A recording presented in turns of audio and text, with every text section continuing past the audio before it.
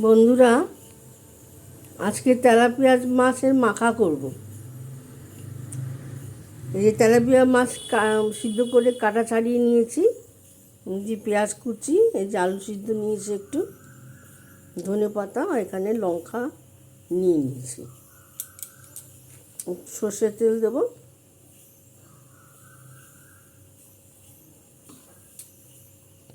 একটু নুন দেব। এবার এটাকে মাখবো।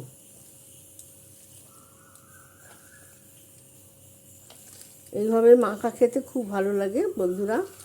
এই যে পেঁয়াজ কুচি দিয়ে আলু সিদ্ধ দিয়ে মেখে খাবেন। সর্ষের তেল দেবেন,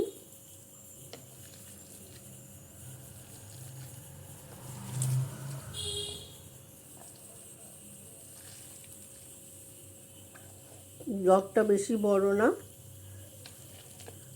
লাইক শেয়ার কমেন্ট করে দেবেন। আর এইভাবে মেখে খেতে কার ভালো লেগেছে ওকে একটু কমেন্টসে জানাবেন।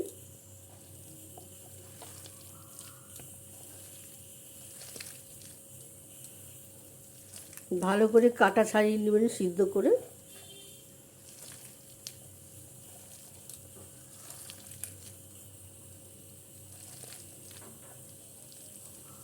নমস্কার বন্ধুরা, ব্লগটা এখানেই শেষ করলাম।